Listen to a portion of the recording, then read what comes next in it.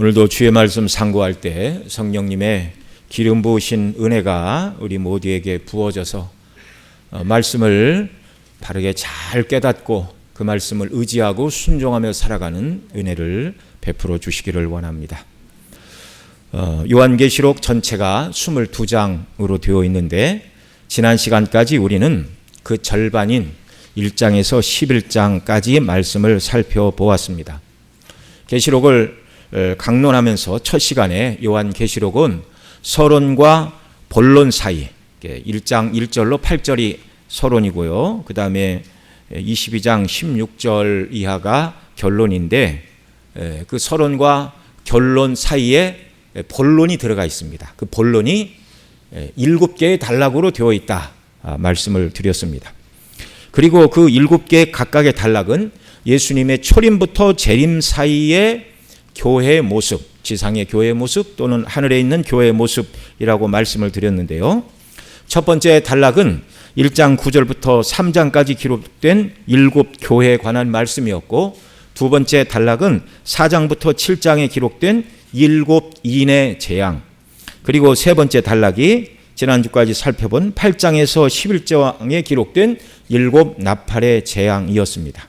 그리고 7개의 이제 단락 중에 오늘 12장은 이제 네 번째 단락이 시작이 되는데요. 이 네 번째 단락은 12장부터 14장이 네 번째 단락입니다. 역시 이 네 번째 단락에서도 그리스도의 초림부터 재림 사이에 일어날 일들을 말씀하고 있는데 12장에서는 그리스도의 초림 때 있었던 예수님의 승천, 오늘 우리가 읽은 이제 본문 5절 6절에 여자가 낳은 아이가 하늘로 올라간다, 바로 그 예수님의 승천을 말씀하는 것이고요. 그 다음에 이 네 번째 단락의 마지막 부분인 14장에 가면 재림 때에 있을 구원받은 성도 14만 4천 명이 하늘에서 하나님을 찬양하는 내용이 나오고, 그 다음에 이제 이한 낫, 날카로운 낫이라 그 말이죠. 날카롭게 날이 선 이한 낫으로 이제 마지막 심판의 추수를 하는 내용이 14장 후반부에 기록이 되고 있습니다. 역시 초림부터 재림 사이에 이루어질 일들을 말씀하는 내용입니다. 지금까지 살펴본 세 개의 큰 단락인 7교회의 핍박에 관한 7인과 7 나팔, 7 재앙에 관한 이 말씀들, 7교회, 7 나팔, 7인의 이 재앙의 말씀들은 하나님께서 죄악된 세상을 심판하실 때 성도들도 그 재앙에서 영적으로는 보호를 받으나, 그러나 세상 사람들에게 재앙이 떨어질 때 성도들을 다 피해가는 것은 아니라고 말씀을 드렸죠. 그 모든 재앙이 때로는 땅의 4분의 1, 사람 3분의 1 가운데 내려지는데 그 재앙은 믿는 자와 믿지 않는 자를 구분하지 않는다고 말씀을 드렸습니다. 그래서 육신적으로는 보호를 받지 못하여 그런 재앙으로 또는 7교회를 핍박하는 자들의 핍박으로 성도들이 순교를 당하고 그 재앙으로 정말 고통을 당하고 또 몸의 죽음을 당하는 일이 있으나, 그러나 영적으로는 보호를 받아 궁극적으로는 망하지 않는다, 계속 말씀을 드렸죠. 그래서 몸으로는 죽음을 당할 수 있을지 모르지만 영원한 지옥에 떨어지지 않는다. 성도의 죽음은 성화의 마지막 단계로 이 연약한 육신의 몸을 입고, 예수님 믿는 자가 연약한 육신의 몸을 벗고 죽음의 관문을 통과하면 그의 영이 완전히 성화가 되어 영광의 나라에 들어가기에 합당한 그런 존재로 만드셔서 하나님이 천국으로 데리고 가십니다. 그래서 성도의 죽음은 성화의 마지막 단계요, 영화의 시작이고 영광의 첫 단계라는 말씀입니다. 자, 우리가 어떤 말씀을 들었는가 큰 원리로 지금 제가 요약을 했습니다.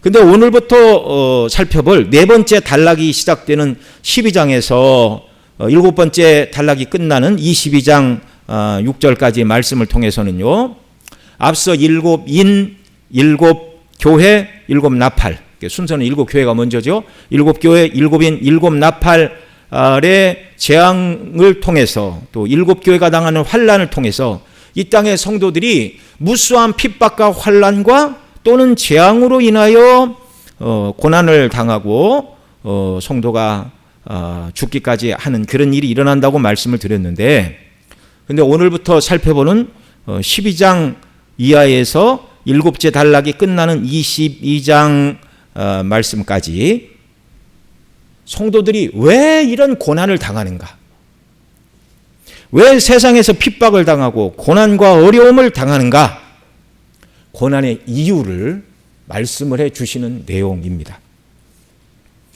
그래서 계시록을 7등분으로 나눌 수 있다, 그렇게 말씀을 드렸는데요. 또 크게 보면 2단락으로 나누어집니다. 금방 말씀드린 대로 1장에서 11장까지 세상에서 핍박과 고난을 당하는 교회의 모습을 말씀하고 있고요. 그 다음에 크게 나누면 두 번째 단락이 바로 12장에서 22장의 내용을 통하여 교회가 왜 그런 핍박과 고난과 어려움을 당하는지 그 이유와 원인을 바로 계시록 12장 이후에서 설명을 해주고 있다는 말씀입니다. 그러면 그 이유는 무엇이죠? 그 이유는 바로 하늘에서부터 시작된 영적인 전쟁이 이 땅에서 계속 이어지기 때문이라는 것을 오늘 본문 계시록 12장 이하에서 말씀을 해주고 계십니다. 그런 면에서 초림에서 재림 사이의 지상의 교회, 이 땅의 역사가 진행하는 동안 이 지상교회는요, 영적인 전쟁터라는 것입니다. 그래서 사도 바울은 에베소서 6장 11절로 13절에서 하나님의 전신갑주를 입으라 권면하는 이유가 무엇입니까? 우리의 싸움은 혈과 육이 아니요 몸의 전쟁이 아니라는 거예요. 이 어둠의 세상 주관자들과 하늘에 있는 악의 영들과의 영적인 싸움이라고 사도가 우리에게 가르쳐 주었습니다. 이 말씀 한번 같이 읽죠. 시작. 마귀의 관계를 능히 대적하기 위하여 하나님의 전신갑주를 입으라. 우리의 씨름은 혈과 육을 상대하는 것이 아니요 통치자들과 권세들과 이 어둠의 세상 주관자들과 하늘에 있는 악의 영들을 상대함이라. 그러므로 하나님의 전신갑주를 취하라. 이는 악한 날에 너희가 능히 대적하고 모든 일을 행한 후에 서기 위함이니라. 아멘. 이 땅을 살아가는 성도들 모두에게는 영적인 전쟁이 있다는 것입니다. 바로 그 영적인 전쟁 때문에 성도들이 환난과 핍박과 고난과 어려움을 당한다는 말이에요. 우리의 영적인 싸움의 대상인 오늘 본문 3절에서 말하는 한 큰 붉은 용이 되겠습니다.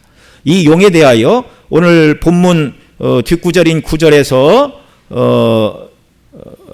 6절이죠. 6절에서 큰 용이 내어 쫓기니 옛뱀 곧 마귀라고도 하고 사단이라고도 하고 온천하를 꿰는 자라. 그가 땅으로 내어 쫓기니 그의 사자들도 그와 함께 내쫓기니라. 9절이네요. 네. 자, 붉은 용, 이 붉은 용, 다른 말로는 뭐라고 부른다고요? 옛뱀. 왜 옛뱀이라고 그럽니까? 에덴 동산에서 아담과 하와를 유혹했어요. 사단이 뱀에게 들어가서 뱀이 유혹을 해서 넘어갔잖아요. 그래서 이 붉은 용, 악한 자를 옛뱀, 또 다른 말로는 뭐라고 그런다고요? 마귀라고도 하고 사탄이라고도 하는데, 이 큰 용, 붉은 용, 옛뱀, 마귀, 사단이라고 하는 이 악한 자의 특성은 뭐냐면 온 천하를 꿰는 자입니다. 꿰다라는 말은 뭐예요? 거짓말로 미혹한다라는 말입니다. 자, 여러분, 우리가 영적인 전쟁의 현장에 살고 있어요. 지상교회가 바로 영적인 전투가 일어나는 현장이기 때문에 성도들이 싸움 때문에 고난과 핍박과 어려움이 온다, 이렇게 말씀을 하고 있는데, 영적 전쟁에 있어서 저와 여러분의 가장 큰 원수가 누구라고요? 한 큰 용 또는 옛뱀, 마귀, 사단. 사단, 마귀가 영적 전쟁의 우리 반대편에 서 있는 가장 큰 우두머리입니다. 그런데 이 사단만 있는 게 아니에요. 이제 오늘 본문 뒤에 13장에 가면 이 용이 부리는 두 짐승이 나옵니다. 13장 1절로 10절에서는 세상을 상징하는 바다에서 나온 세상 권세를 잡은 짐승이 나와요. 그러니까 이 사단이 세상의 권세자들을 동원하여 자기 뜻을 펼치고 교회를 핍박한다 말입니다. 그리고 13장 11절로 15절에서는 땅에서 나온 또 다른 짐승이 있어요. 이 짐승은 우상에게 절하지 않는 자들을 죽이는 종교 권력을 가진 거짓된 존재, 이것이 땅에서 나온 짐승입니다. 이게 사단 마귀가 가장 큰 대적이고요. 이 사단 마귀가 사용하는 두 짐승이 하나는 바다에서 하나는 땅에서 나오는데 세상 권력과 또 종교 권력을 가지고 성도들을 핍박한다라는 말입니다. 여러분, 이 사단 마귀와 그 다음에 두 짐승이 악의 새 축이에요. 악의 새 축. 우리를 공격하고 대적하는 원수들은 이 셋이 끝이 아닙니다. 13장 6절로 8절에 보면 이 짐승이 자기에게 속한 자들에게 오른손과 이마에 표를 받게 하는데 그 수가 짐승의 수요 사람의 수인데 그 수가 얼마라고요? 666이라고 말하고 있습니다. 이 표를 받은 자들이 또한 저와 여러분과 더불어 이 땅에서 싸우는 이게 전쟁의 대상자들이라 그런 말입니다. 그러니까 사단의 사상으로 머리와 손에 표를 받았다. 그 생각과 행실이 사단의 원리를 따르는 자들이 성도들과 더불어 이 땅에서 영적 전쟁을 펼치는 실제적인 모습으로 드러나는 거예요. 그리고 마지막으로 계시록 14장 8절에 보면 큰 성 바벨론이 무너졌도다라고 말하고 이 바벨론이 무너지는 내용은 이 뒤에 17장 18장에 가서 말씀을 하고 있는데 이 큰 성 바벨론을 음녀라고 말합니다. 음녀. 곧 이 음녀는 세상 나라와 이 세상 나라를 존재하게 하는 세상 정신이 바로 음녀인데 이 세상 자체를 말하는 거예요. 지금까지 말씀드린 영적인 싸움의 대상인 우리의 가장 큰 대적은 사단 마귀이고 그가 사용하는 두 짐승이 있고 이 짐승에게 표를 받은 자들이 또한 우리와 싸워야 될 자들이고 그 다음에 이들이 속해 있는 큰 성 바벨론 곧 음녀라고 부르는 세상 전체가 성도들의 원수들이라는 말입니다. 여러분, 이렇게 말씀을 들으니까 이렇게 성경이 있는 대로 말씀을 드렸는데 여러분 이 말씀을 들으니까 좀 두려우십니까? 그래도 담대함을 가지실 수 있겠습니까? 그러나 여러분, 원수들이 우리를 둘러싸고 있다 할지라도 두려워하지 마시기 바랍니다. 그걸 가르쳐 주려고 요한계시록을 기록하라고 하신 거예요. 우리 구주께서 이 세상 나라를 다 이기셨고 그 그리스도 안에 있는 저와 여러분으로 하여금 그리스도 안에 거하여 저와 여러분도 이 사단 마귀와 두 짐승과 그 이마와 손에 짐승의 표를 받은 자들과 악한 큰 성 바벨론 음녀 악한 사상과 물질주의 번영주의 쾌락주의로 성도들을 꼬드기는 이 음녀 바벨론과 싸워 이길 수 있는 자들로 하나님 그리스도 안에서 저와 여러분들을 붙들고 계심을 믿으시기 바랍니다. 계시록은 바로 이 사실을 말함으로써 세상의 권세 앞에 고통받던 초대교회 성도들을 1차적으로 위로하기 위한 목적으로 주신 말씀이에요. 당시 초대교회 성도들은 세상 권력을 손에 쥐었던 도미티아누스 황제의 폭정으로 이 성경을 기록한 요한 사도마저도 반모섬에 90이 넘은 나이에 유배가 되어 있었습니다. 요한 사도로 하여금 눈을 열게 하시고 환상을 보게 하시고 이 말씀을 우리 주님이 주셨어요. 그래서 노 사도가 염려하고 두려워할 때 이 말씀을 통하여 용기 백배하게 하신 줄 믿으시기 바랍니다. 아, 세상은 악한 자의 손에 사단 마귀 또는 사단 마귀가 사용하는 세상 권력을 가진 로마 황제가 쥐락펴락하는 것이 아니라 이들이 다 하나님 손안에 있고 예수님 손안에 있고 궁극적으로 그리스도가 이기셨다는 걸 보여주는 거예요. 여러분, 도미티아누스도 사단 마귀가 사용하는 세상 권세를 가진 바다에서 나오는 짐승의 모습을 띠고 있지만 우리 구주 예수 그리스도께서는 교회 곧 성도들과 영적인 전쟁을 벌이는 모든 원수들을 다 이겨놓으셨다고 계시록이 이걸 기록하고 있어요. 이 도미티아누스는요, 이 성경이 기록된 후 1, 2년 내에 노예에 의하여 살해를 당하고 생을 마감하고 말았습니다. 그는 지금 어디에 있을까요? 치욕 형벌에 있죠. 결국 부활 승천하신 우리의 왕 예수 그리스도께서 승리하십니다. 그래서 이 사실을 계시록 5장 16절에서는요, 짐승의 표를 받은 자들의 멸망을 말씀하고 있어요. 영적인 전쟁이 벌어지지만 이 전쟁에서 그리스도가 승리하신다는 것입니다. 그리고 계시록 뒤에 17장, 18장에서는 큰 성 바벨론 그 음녀가 죽임을 당하고 19장에서는 짐승들이 잡혀 불못에 던지우고, 그리고 마지막으로 20장 10절에 가면 이 세상을 천하를 꿰고 미혹하던 마귀가 마지막으로 우리 주님의 손에 의하여 불과 유황못에 던져지는데 이미 그곳에는 짐승과 거짓 선지자도 있더라, 이렇게 말하고 있어요. 그리고 생명책에 기록된 하나님의 백성들이 다 부활하고 새하늘과 새 땅에 들어가 영생을 누리게 될 것이라고 계시록 21장 22장이 영광스러운 천국, 저와 여러분의 순례길의 마지막의 모습을 영광스럽게 말씀해 주고 계십니다. 어린 양이신 우리 구주께서 다 이기신 싸움에 저와 여러분이 참여되었습니다. 예수님이 승리자이시고 그리스도 안에서 우리도 승리의 개가를 부를 날이 다가오고 있음을 믿으시기 바랍니다. 간혹 이 계시록 말씀을 강론을 듣고 가정의 어린 자녀들이 부모님들에게 이런 재앙이 일어나면 어떻게 하느냐고 염려하고 두려워하고 물어보는 자녀들이 있다고 그러는데요, 그건 참 정말 긍정적인 일입니다. 하나님의 말씀을 귀담아 드려야 돼요. 그러나 염려할 것 없습니다. 우리 주 예수 그리스도께서 승리하셨고 그 승리에 참여할 자들로 저와 여러분을 부르십니다.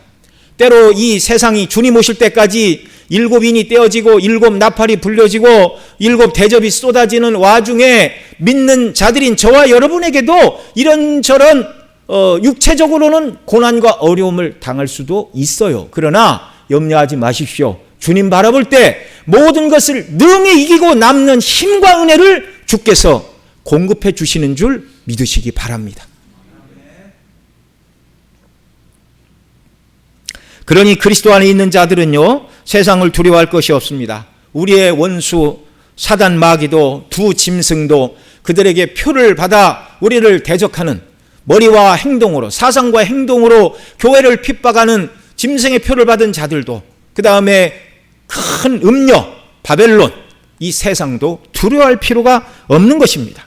예수님만 바라보고 그 안에 거하며 영적인 싸움을 싸워갈 때 주의 은혜로 승리하신 주님처럼 저와 여러분도 승리케 하시는 줄 믿으시기 바랍니다. 이게 계시록의 큰 줄거리예요. 큰 줄거리.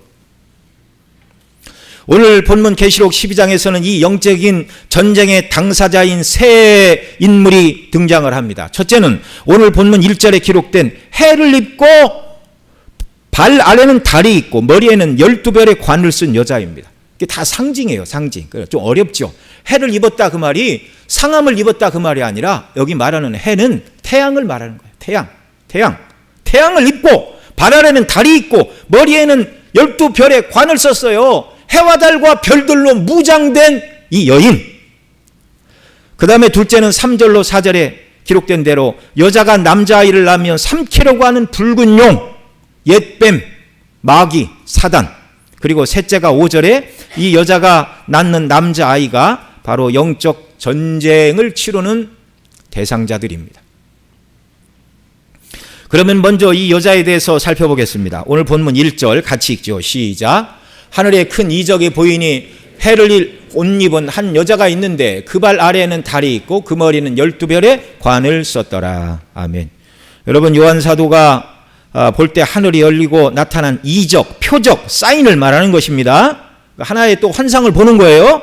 자, 여인을 보고 있는데, 자, 이 여인은 그러면 누구입니까? 먼저 누군가를 생각을 해봐야죠. 이 여인이 누구인지 5절에서 여인이 누군가 자료를 얻을 수 있어요. 우리 젊은 사람들 흔히 하는 말로 힌트를 주고 있습니다. 5절 같이 읽죠. 시작. 여자가 아들을 낳으니 이는 장차 철장으로 만국을 다스릴 남자라. 그 아이를 하나님 앞과 그 보좌 앞으로 올려가더라. 자, 여기 5절에서 여자가 누구를 낳았대요? 아들을 낳았고 6절에서는 그 여자가 어디로 갔대요? 광야로 도망을 갔답니다. 여러분, 여자가 낳는 아이가 누군가 먼저 알아봐야 되겠죠. 그래야 여자를 알겠죠. 여기 여자가 낳은 아이는 누구라고 그래요? 장차 철장으로 만국을 다스릴 자라. 여러분, 이 말씀은 시편 2편 9편에 있는 메시아 시편에 있는 시편 2편 9절을 인용하고 있어요. 시편 2편에서 철장으로 원수들을 질그릇같이 깨 부수시고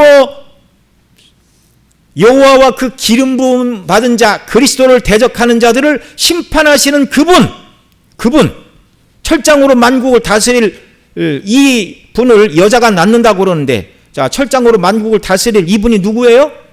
예수 그리스도입니다. 예수 그리스도. 그러면 여자는 누구예요? 예수 그리스도를 낳은 자입니다. 어렵지 않죠?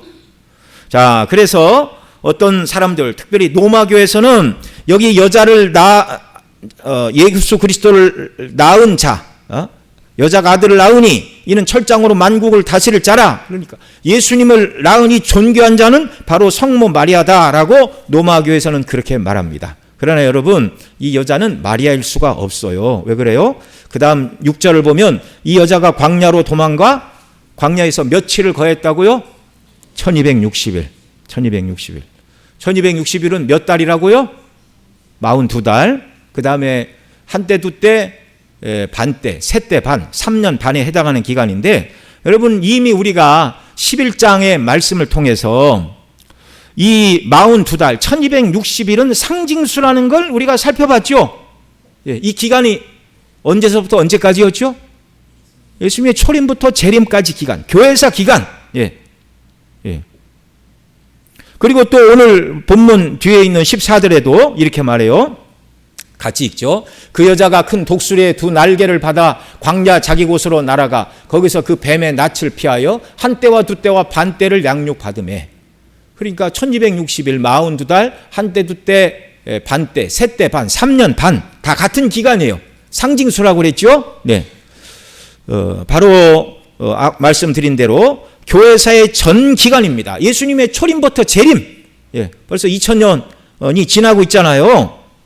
이 기간 동안 이 여자가 광야로 도망갔다 말하는데, 여러분, 마리아는 벌써 죽었어요. 그리고 그의 영혼은 이미 하나님 나라에 들어가 있습니다. 그래서 예수님을 낳은 이 여자는 마리아가 될 수가 없는 거예요. 이해가 되시죠?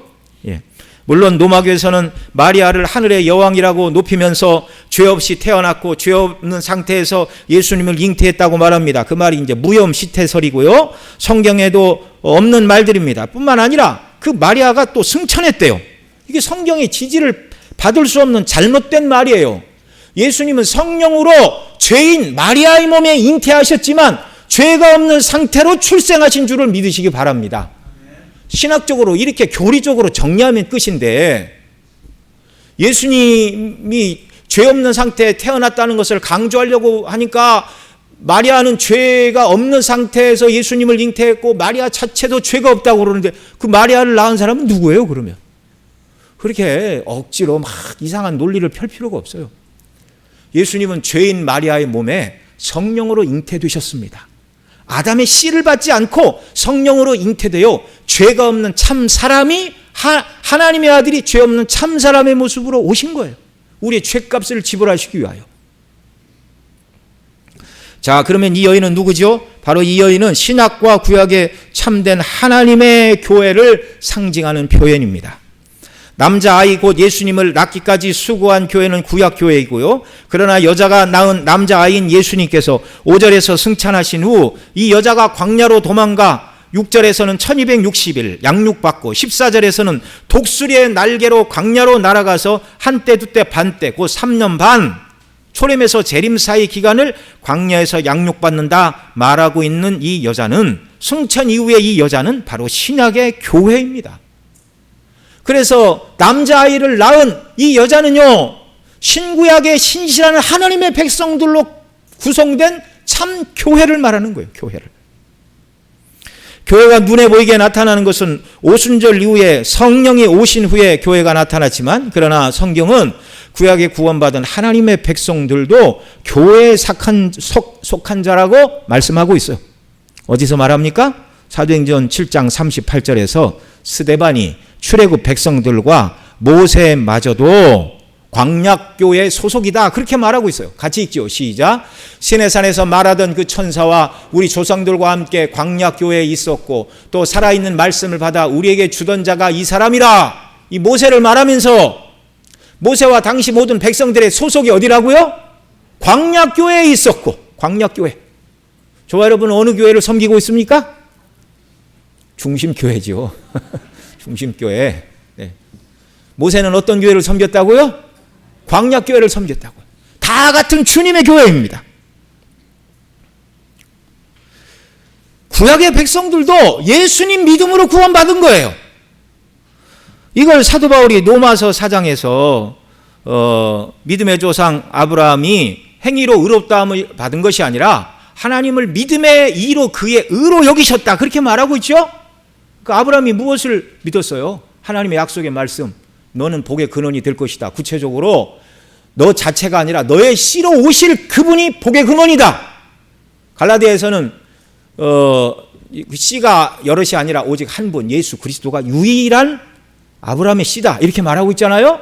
그러니까 이 아브라함도 오직 예수님 믿음으로 말미암아 구원한다는 진리를 믿고 구원받은 교회의 일원이었어요. 구약의 백성도 오실 메시아를 믿음으로 구원받은 교회의 일원입니다. 이 여인 곧 교회는 붉은 용과 원수 관계라는 말이에요. 그러니까 여자가 아이를 낳으려니까 그 아이를 삼키려 하고 또 아이가 하늘로 올라가니까 이 여인을 해하려고 이 여인을 죽이려고 하고 이 뒤에 보면 16절 7절 이 부분에 보면 이 여인에게 뱀이 팍 물을 토하여 죽이려고 하는 근데 땅이 갈라져서 물들을 다 흡수하는 그런 일들을 이제 우리가 이제 다음 시간에 공부를 할 겁니다. 자, 이 여인은 교회인데 이 여인이 낳은 남자아이를 삼키려 하고 또 남자를 낳은 이 여인을 박해하려는 이 용에 대해서 우리가 앞서 읽은 대로 9절에서는 큰 용이 내어 쫓기니 옛뱀 곧 마귀라고도 하고 사탄이라고도 하며라고 하는 말씀대로 이 용은 옛뱀 사단 마귀라 불리는 자인데 이 사단 마귀와 교회가 원수 관계에 있다라는 거예요. 그래서 앞서 서론에서 말씀을 드렸잖아요.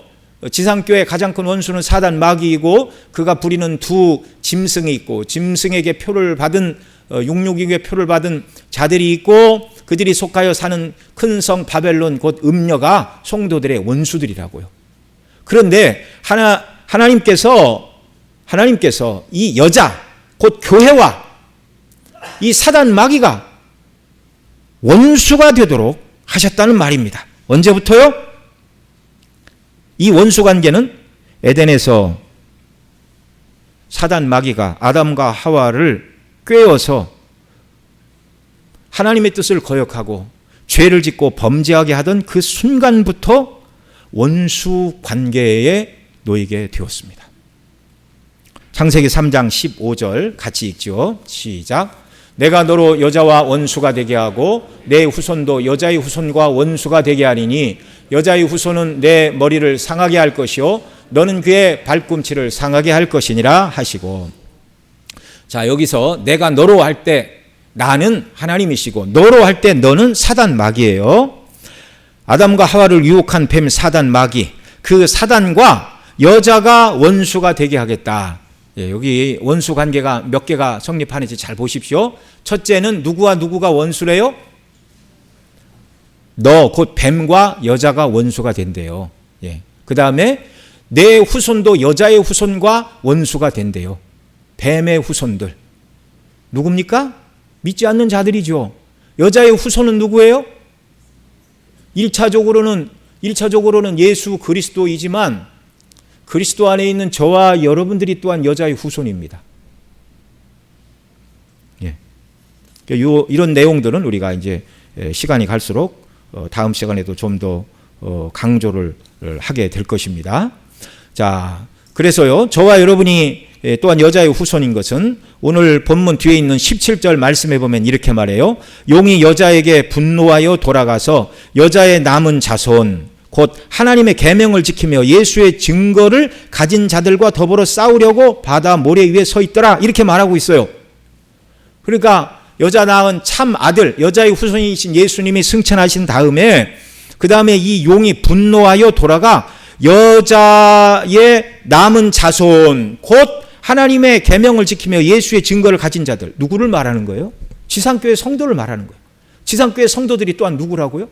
여자의 후손이라고요. 여자의 후손. 1차적으로 이 여자의 후손은 내 머리를 상하게 할 것이요 너는 그의 발꿈치를 상하게 할 것이라 이렇게 말씀했죠.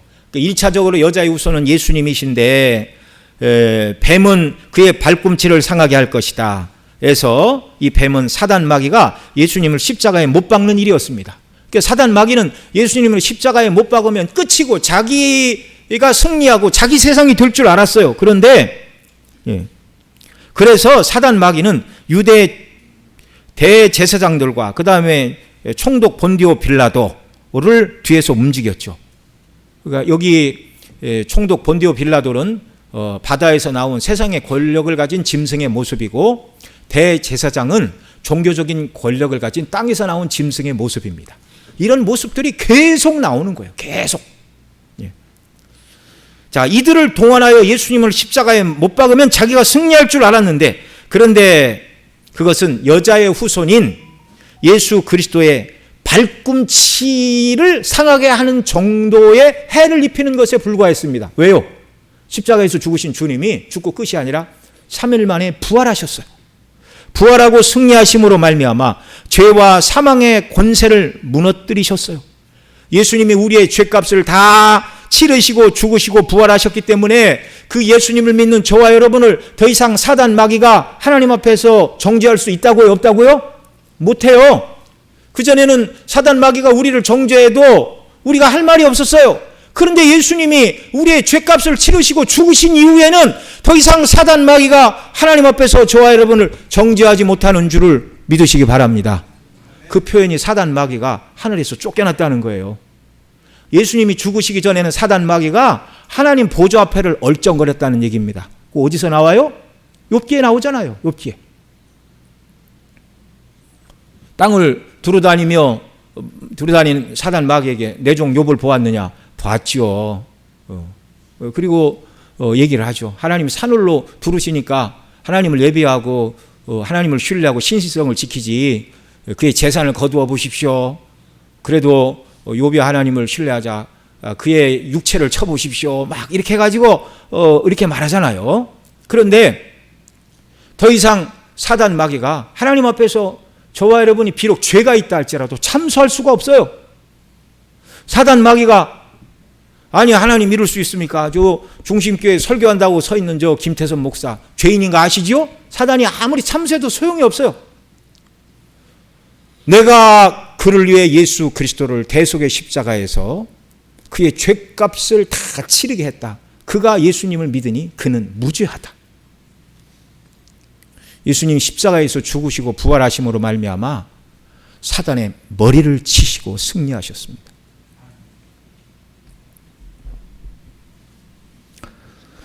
예수님의 탄생을 갈라디아서 4장 4절에서 예수님이 여자에게 나셨다 이렇게 말하죠. 함께 읽습니다. 때가 참에 하나님이 그 아들을 보내사 여자에게서 나게 하시고 율법하게 나게 하신 것은 예수님이 여자에게서 나게 하셨다 말하죠. 창세기 3장 15절에서는 예수님이 여자의 후손으로 오시어 뱀의 머리를 치신다고 하셨어요.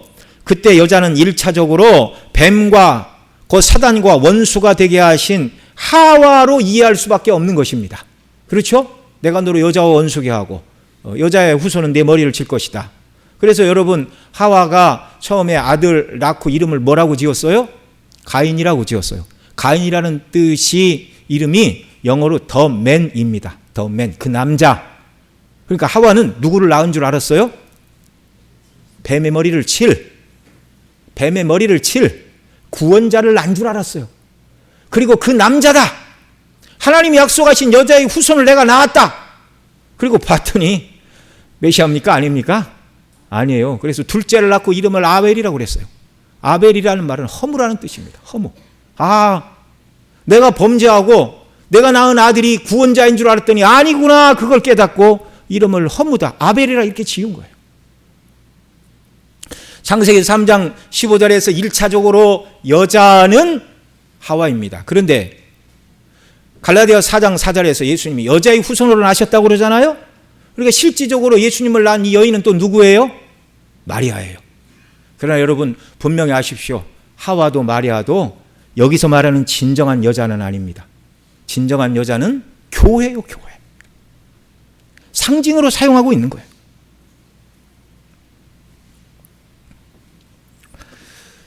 하와와 마리아를 넘어서 참된 하나님의 백성을 낳는 교회.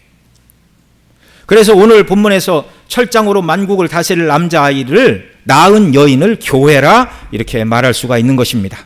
그래서 성경에서는요, 교회를 말할 때 자녀를 낳은 어머니라고 구약에서도 그렇게 말해요. 구약성경 이사야 66장 7절로 9절에서 이렇게 말합니다. 같이 읽죠. 시온은 진통을 하기 전에 해산하며 고통을 당하기 전에 나말을 낳았으니 이러한 일을 들은 자가 누구이며 이러한 일을 본 자가 누구이랴. 나라가 어찌 하루에 생기겠으며 민족이 어찌 한순간에 태어나겠느냐. 그러나 시온은 진통하는 즉시 그 아들을 순산하였도다. 여호와께서 이르시되 내가 아이를 갖도록 하였은즉 해산하게 하지 않겠느냐. 내 하나님이 이르시되 나는 해산하게 하는 이인즉 어찌 태를 닫겠느냐 하시니라. 자, 여기 7절에 시온 곧 이스라엘은 진통하기 전에 해산하고 고통하기 전에 나말을 낳는다. 8절에서는 그 시온 곧 교회가 낳는 나마가 누구인가를 말하는데 누구이냐. 자, 나라를 어찌 하루에 생기겠으며 민족이 어찌 한순간에 나겠느냐. 그런데 시온은 진통한 즉 아들을 순산했다. 그러니까 시온 그 교회가 낳는 아들은 한 사람이 아니라 민족이고 나라라고 말하고 있어요. 곧 유대인들이 증거하는 복음을 통하여 이방인들이 예수님 믿게 될 것을 예언하고 있는 말입니다. 그리고 9절에서 여호와께서 해산케 하시니 하루에 나라와 민족을 시온 그 교회가 낳는다 이렇게 말씀하고 있어요. 이런 일이 오순절에 성령이 임하시고 나서 성령을 받은 사도와 교회 성도들이 흩어져 복음을 증거할 때 민족과 나라들이 회개하고 하나님께 돌아오는데 그것을 교회가 자녀를 낳는다 이 말로 표시를 하고 있는 것입니다. 교회가 성도를 낳는 어머니라는 것은 신약에서도 증거를 해요. 사도 바울은 갈라디아 교회가 거짓 선생의 미혹에 넘어가 예수님을 믿는 믿음으로 구원받는 것 외에 할례를 행하고 율법을 지켜야 된다는 말에 미혹되었을 때 갈라디아 4장에서 사도 바울이 비유를 들어 이렇게 말합니다. 예수님을 믿음으로 구원 얻는 것은 자유하는 여자에게서 난 것 같다. 하늘의 예루살렘에서 난 것이다. 그런데 할례를 행하고 율법을 지켜야 된다고 생각하는 것은 여종의 육체를 따라 난 것과 같은 것이다. 이 땅에 믿음으로 구원 얻는 것을 믿는 자들은 자유의 후손인 사라의 후손인 믿음의 후손인 반면 할례를 행하고 율법을 지켜야 된다고 말하는 자들은 이 땅의 예루살렘에 난 자들인데 바로 종 하가를 통하여 난 자와 같다. 이걸 비유로 말하고 있어요. 그러면서 참 성도들은 자유하는 어머니의 교회의 자녀라는 것을 말하고 있습니다. 이런 성경 구절로부터 하나님을 아버지라고 부르는 자들은 교회를 어머니로 불러야 된다는 말이 이제 나오게 된 것입니다. 교회는 택한 백성을 낳는 자이며 동시에 낳은 자들을 기르는 어머니입니다. 그러니까 여기 이 여인은 교회예요, 교회. 지금 교회가 얼마나 중요한가를 지금 거듭거듭 말씀을 드리는 겁니다. 그래서 칼빈도 기독교 강요 제4권 제1장에 모든 경건한 자들의 어머니로서 연합을 유지해야 될 참된 교회에 대해서 이야기를 합니다. 신자들의 어머니인 공교회에 대해서 하나님을 아버지로 부르는 자들은 교회를 뭐라고 불러야 된다고요? 어머니로 불러야 된다고요. 그 공교회인 어머니에 대해서 칼빈이 이렇게 말합니다. 구원과 영원한 복락에 참여하는 일은 믿음으로 되는 일인데 우리가 게으르고 기질이 변덕스럽기까지 하여 우리 속에서 믿음을 낳고 키워가도록 목표에 이르도록 외부의 도움이 필요하기에 교회를 세우셨다. 그 홀로 집에서 신앙생활 잘 하여 믿음으로 견고히 설 수 없다라는 걸 말하고 있어요. 칼빈이. 계속 말합니다. 교회의 목사와 교사를 세워 그 입술로 가르치게 하셨고 성례를 제정하여 믿음을 북돋고 강건하게 하는데 도움이 되게 하셨다라고 어머니인 교회가 하는 역할을 말하고 있습니다. 하나님을 아버지라고 부르는 자들은 어머니 품과 같은 교회에서 낳고 성장하게 하셨다는 말입니다. 자, 이 여인의 여인 곧 교회의 모습은 어떤 모습을 하고 있죠? 오늘 본문 1절 한 번 더 읽습니다. 시작. 하늘에서 큰 이적이 보이니 해를 입은 한 여자가 있는데 그 발 아래에는 달이 있고 머리에는 12별의 관을 썼더라. 자, 해를 입었다. 이 해는 태양이라고 말씀을 드렸죠? 태양을 옷 입은 것처럼 빛나는 존재가 되었다는 말이에요. 영광스러운 존재라는 말이에요. 누가요? 교회가. 이것은 마치 변해산 위에 예수님이 변모되셨을 때 그 옷이 휘어져 광채가 났다고 말씀하시는 대로 여자도 마치 태양을 옷 입은 듯이 찬란한 영광으로 옷을 입은 존재라는 거예요. 사사기 5장 31절에 보면 이런 말이 있습니다. 주를 사랑하는 자들은 해가 힘있게 도둠 같게 하옵시고 이렇게 말하는데요. 그래서 해고 태양은 찬란한 영광과 힘의 상징입니다. 지상의 교회가 사람들의 눈으로 보기에는 좀 모자라고 부족해 보이죠. 조용하고 박력도 없고 세상에서 별 힘도 없고. 여러분, 힘 있는 자들이 교회 안에 있습니까? 교회 밖 세상에 있습니까? 세상에 다 있어요. 세상에 다 있어요. 힘 있는 자들은. 그러나 여자 곧 교회를 향하여 해를 옷 입은 여자라고 하나님이 보여주시고 있어요. 요한 사도에게. 이것은 하나님께서 보실 때 교회가 찬란하고 힘 있는 자들이라는 것입니다. 천국에서 저와 여러분의 모습은 이 모습 그대로일 줄 믿으시기 바랍니다. 세상에서는 별 볼 일 없어 보이고 비주류처럼 보이지만 하나님 눈에는요, 교회만이 태양처럼 반짝거리고 빛나고 힘 있는 존재라는 거예요. 두 번째, 교회의 모습을 말씀하시되 그 발 아래는 달이 있다 이렇게 말해요. 아가서 6장 10절에 보면 이렇게 말합니다. 같이 읽죠. 아침빛같이 뚜렷하고 달같이 아름답고 해같이 맑고 깃발 세운 군대같이 당당한 여자가 누구인가. 여기 여자를 말하되 달같이 아름답고 이렇게 말하고 있습니다. 이 여인이 발 아래 지금 달을 두고 있다고 말하는데 아가사에서 말하는 달의 이미지는 아름다움이에요. 아름다운 달을 발 아래 두고 있다. 발 아래 두고 있다는 것은 그 밟고 있는 통치자, 주권자라는 말이잖아요. 그러니까 교회가 참된 아름다움을 주관하고 다스리는 자들이라 그 말이에요. 이게 다른 말로 얘기하면 하나님께서 보실 때 태양처럼 교회는 빛나고 힘 있는 존재일 뿐만 아니라 달을 주관하는 자이기에 하나님 보시기에 가장 아름다운 존재가 또한 교회라는 거예요. 예수님을 낳고 그 이후에 하나님의 택한 백성들을 낳는 교회가 하나님 보시기에 가장 아름다운 존재라는 거예요. 하나님께서 그리스도의 피로 정결하게 하시고 구원하신 교회를 아름답게 여기십니다. 이것을 구약성경 스바냐 3장 17절에서는 이렇게 노래하고 있어요. 같이 읽죠. 너의 하나님 여호와가 너희 가운데 계시니 그는 구원을 베푸실 전능자시라. 그가 너로 말미암아 기쁨을 이기지 못하시며 너를 잠잠히 사랑하시며 너로 말미암아 즐거이 부르며 기뻐하시리라. 아멘. 예수님의 피로 구원하신 교회, 곧 저와 여러분을 하나님이 보실 때 기쁨을 이기지 못하신대요. 아름다운 교회를 보시고 그리스도의 피로 씻음을 받은 정결하고 아름다운 교회, 생명을 낳는 이 교회를 보실 때 하나님이 가장 아름다운 존재라고 인정해 주신다는 말씀입니다. 우리가 그 교회의 일원이에요. 아름다운 모습을 감당하는 역사가 우리에게 있기를 바랍니다. 세 번째로 이 여자의 모습은요, 그 머리에는 12별의 관을 쓴 모습입니다. 머리에 관을 쓰는 자는 누구지요? 왕들이에요. 왕들. 연약한 여자의 모습인데 왕관을 썼습니다. 12별의 관이라고 하고 있는데 이 12개의 별은 구약의 12지파, 신약의 12사도를 상징하는 것으로서 교회를 낳은 어머니로서 왕의 권위를 가지고 있는 모습을 보여주는 거예요. 하늘에서는 이 모습이 충만한 상태로 교회가 하나님 앞에서 영광을 누리게 되는 줄 믿으시기 바랍니다. 그러나 이 땅에서 이 여자 곧 교회에게는 원수가 있다고 말씀을 드렸습니다. 하늘에서 이 찬란한 모습으로 빛나고 안식에 들어가기까지 아직 이 땅이 역사가 끝나지 않았어요. 그래서 이 붉은 용과 더불어 붉은 용의 하수인들과 더불어 교회는 전쟁을 치러야 됩니다. 오늘 본문 3절 4절 같이 읽습니다. 시작. 하늘에 또 다른 이적이 보이니 보라 한 큰 붉은 용이 있어 머리가 7이요 뿔이 10이라 그 여러 머리에 7 왕관이 있는데 그 꼬리가 하늘의 별 3분의 1을 끌어다가 땅에 던지더라. 용이 해산하려는 여자 앞에서 그가 해산하면 그 아이를 삼키고자 하더니, 붉은 용, 9절에서는 옛뱀, 마귀라고도 하고 사단이라고도 하는 자라는 걸 우리가 살펴봤습니다. 교회의 원수요 대적인 사단을 한 붉은 용이라 말하고 있는데, 용은 이제 그 사단을 상징하는 표현인데, 붉다라는 말은 피 흘렸다 말이죠. 피의 색깔입니다.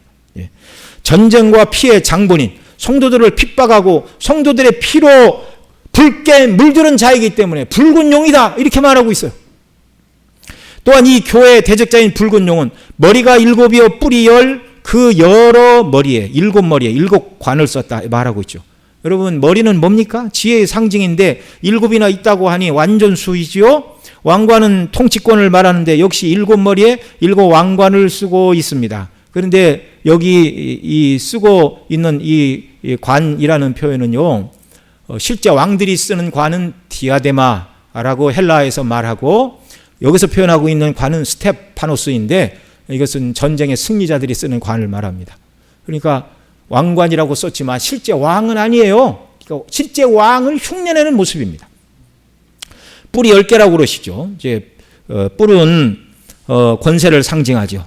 그런데 이 사단 마귀는요, 머리가 7 왕관을 썼고 10뿔을 가졌지만 계시록 5장 6절에서 유다 지파의 사자 다윗의 뿌리이신 예수님을 말씀하면서 이렇게 말해요. 한 어린 양이 서 있는데 일찍이 죽임을 당한 것 같더라. 그에게 7뿔과 7눈이 있으니 이 눈들은 온 땅에 보내심을 받은 하나님의 7명이더라. 그 성령을 말하죠. 7뿔은 권세를 말하고, 그 어린 양이신 예수님만이 참된 권세를 가지시고 또 그 눈, 성령으로 온 세상을 통치하시고 뿔의 권세로 세상을 다스리시는 오직 유일한 참된 왕은 예수 그리스도 한 분밖에 없는데, 이 사단 마귀가 머리가 7개의 유사 모조품의 왕관을 쓰고 10개 뿔을 가졌다 그러지만 그건 다 모사품이에요. 모사품. 진짜 뿔이 아니라, 진짜 권세가 아니라 예수님을 흉내내는 사단의 모습입니다. 머리는 지혜의 상징이고 왕관은 통치의 상징이며 뿔은 힘의 상징인데, 마귀가 7머리 7 왕관 10뿔을 가졌다는 것은 상징이지만, 그것이 예수님을 흉내내는 모습이지만 저와 여러분이 만만히 상대할 수 있는 자는 아니라는 것입니다. 오직 하나님의 전신갑주를 입고 성령으로 무장하고 그리스도 안에서만 우리가 이 교회의 원수인 사단 마귀를 대적할 수 있다는 사실을 기억하시기 바랍니다. 또 이 교회의 원수인 사단 마귀가 그 꼬리가 하늘의 별 3분의 1을 끌어다가 땅에 던졌다 이렇게 말하는데요, 꼬리로 하늘의 별 3분의 1을 끌어다가 땅에 던졌다. 여러분, 꼬리라는 말은요, 감언 이설로 사람을 속이는 것을 말합니다. 사람 사회에서도 꼬리가 9개 구미워 저 꼬리를 살살 친다, 그 말이 뭐예요? 미혹한다 그 말입니다. 미혹한다, 거짓말로 속인다 그런 말이에요. 그 9절에 보면 옛뱀 마귀라고도 하고 사단이라고도 하는데 온 천하를 꿰는 자라. 그러니까 이 사단 마귀는요, 꼬리로 역사하는 자예요. 꼬리로. 사단 마귀의 특징은 꼬리에 있습니다. 감언이설로 속입니다. 천하를 그렇듯한 말로 꿰는 자. 저와 여러분도 견고히 진리 가운데 서 있지 않으면 꼬리가 상징하는 사단의 감언이설에 꿰임을 받을 수도 있다는 걸 알아야 됩니다. 사단은요, 너 이 죄를 짓지 않으면 내가 죽일 거야 라고 위협하는 것이 아니라, 하나님의 뜻대로 순종하지 않아도, 예수님 믿지 않아도 행복하고 평안하고 기쁨이 넘친다고 에덴 동산에서 거짓말로 아담과 하와를 꿰어 죄에 빠지게 했던 것처럼 계속해서 이 땅에 있는 모든 자들과 택한 하나님의 백성들을 감언이설로 꿰는 자라는 걸 기억하시기 바랍니다. 이 붉은 용, 곧 마귀가 그 꼬리가 하늘의 별 3분의 1을 끌어다가 땅에 던지더라 이렇게 말하는데요, 이 말씀은 크게 두 가지로 해석할 수 있습니다. 9절에 보면 사단이라고도 하며 온 천하를 꿰는 자라, 그가 땅에 내어 쫓기니 그의 사자들도 그와 함께 내쫓기니라 라는 말씀대로 사단이 자기를 따르게 하여 타락시킨 천사의 수가 천사 중에 3분의 1이라는 해석입니다. 그러니까 그 천사들 중에 3분의 1을 그 꼬리로 꿰어서 하나님을 대적하게 하고 함께 타락했다, 이렇게 해석할 수도 있고요. 두 번째 해석은 지금 사단이 여인 곧 교회와 여인을 낳은 남자아이인 예수님을 삼키려 하는 부분에서 그 꼬리가 하늘의 별 3분의 1을 끌어다가 땅에 던졌다 이렇게 말하고 있잖아요. 성경에서 별들은 성도를 의미합니다. 예. 사단이 교회를 박해하는 모습이라고도 여기를 설명할 수 있어요. 요셉이 꿈을 꿀 때 하늘의 해와 달과 11별들이 자기에게 절을 했는데 그 별들은 자기 형제들, 그 성도들을 말하는 것이었습니다. 자, 사단이 다른 천사들도 미혹하여 함께 타락했고 그 상태에서 아담과 하와를 유혹하였고 그 후손들은 하나님의 백성들을 할 수만 있으면 사단 마귀가 정말 하나님의 백성들을 할 수만 있으면 베드로전서 5장 8절에서는 미혹하기 위하여 우는 사자같이 두루다니며 삼킬 자를 찾고 있다 말하고 있는 바로 이 모습입니다. 이 모습. 그러나 여러분, 주님께서 당신의 교회를 지키십니다. 염려하지 마시고 두려워하지 마십시오. 6절 같이 읽습니다. 그 여자가 광야로 도망하며 거기서 1260일 동안 그를 양육하기 위하여 하나님께서 예배하신 곳에 있더라. 이 여인 곧 교회는 광야로 도망할 때 원수 마귀의 공격으로부터 벗어나게 됩니다. 여러분, 광야로 도망한다 그러는데 여기 광야는 무슨 의미이죠? 여기 광야라는 말은 출애굽한 구약교회, 광야교회를 생각나게 합니다. 애굽에서 종살이하던 이스라엘 백성들이 가나안 땅을 향해 나가는 길이 광야였습니다. 여자 곧 교회가 광야로 피했다는 말은 여자들의 후손들인 저와 여러분들이 오늘날도 사단의 공격에서 벗어나 하나님의 보호하심 속에 오늘 본문 6절이 말씀하는 대로 그리스도의 초림부터 재림 사이인 교회사 기간인 1260일 42달을 하나님께서 예배하신 안전한 곳에서 양육을 받기를 원한다면 그 장소는 어디라고요? 광야라고요. 광야. 광야로 가야 한다는 말은요, 오직 천국을 바라보고 살아가는 삶, 세상 중심이 아니라 가나안 땅, 곧 새하늘과 새 땅을 목표로 하고 삶의 목적이 하나님 나라이고 또 삶의 이유와 원리와 방식이 하늘의 방식에 맞추고 살아가는 삶이 광야의 삶이에요.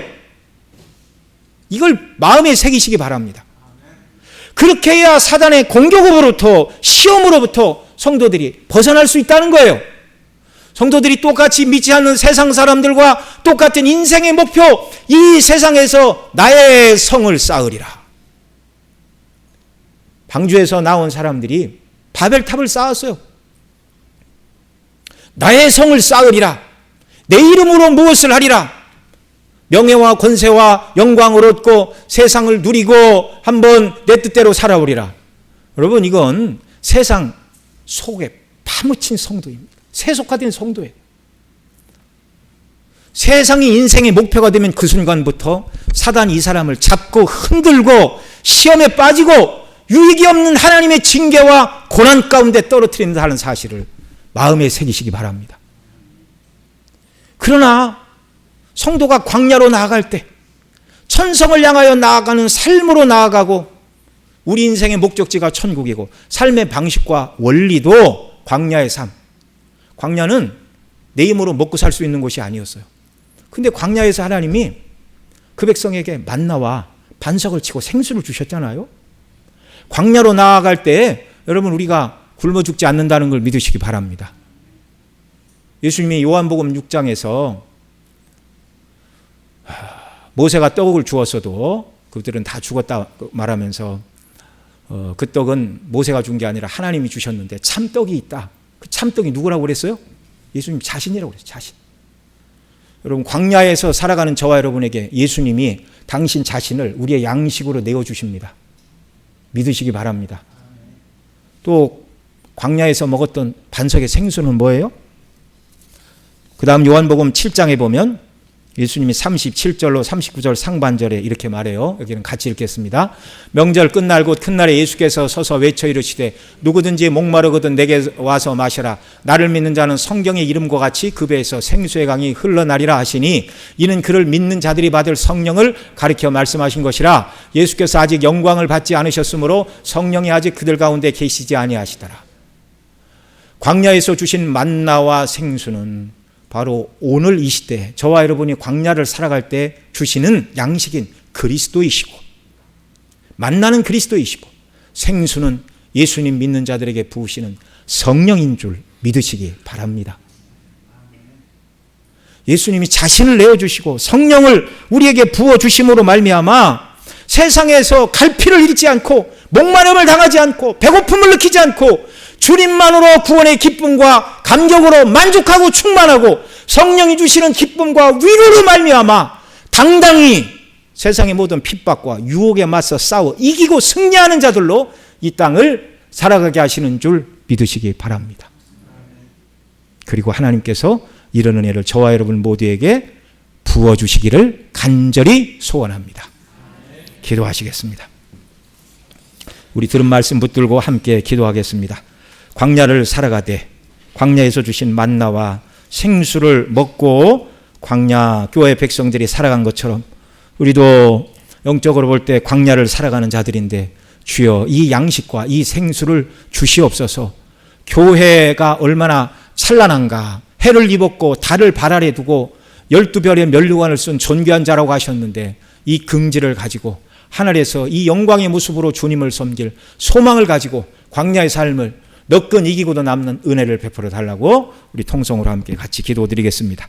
사랑하시는 아버지 하나님, 이 시간 주께서 주신 말씀 붙들고 기도합니다. 긍휼의 은혜를 베풀어 주시옵소서.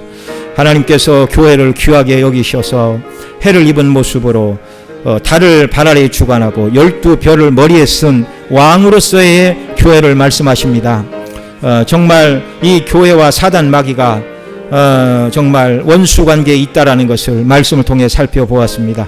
그래서 하나님 나라 들어갈 때까지 이 땅은 전쟁터인데 이 전쟁터에서 패하는 자가 아니라 이기는 자들이 되게 하여 주옵소서. 우리가 승리하기 위해서는 광야로 도망을 쳐야지 세상 가운데 있어서는 사단 마귀의 밥이 될 수밖에 없다는 것을 기억하게 하여 주옵소서. 광야 곧 천성을 향하여 나아가는 삶의 자세로 이 땅을 살아갈 때 세상 중심이 아니라 하나님 나라 중심으로 살아갈 때 광야 백성에게 만나를 주시고 생수를 주신 것처럼 예수님께서 자신을 우리에게 내어주시고 또 성령을 우리에게 부어주심으로 말미암아 능히 광야길에서 필요한 양식과 은혜로 공급하시고 능력으로 세상을 이기며 사단의 싸움을 이기고 승리한 자로 견고히 세워주실 줄 믿습니다. 이런 은혜를 우리 모든 성도들에게 한량없이 넘치도록 쏟아부어 주시옵소서. 존귀하신 우리 구주 예수님의 이름으로 기도드리옵나이다. 아멘.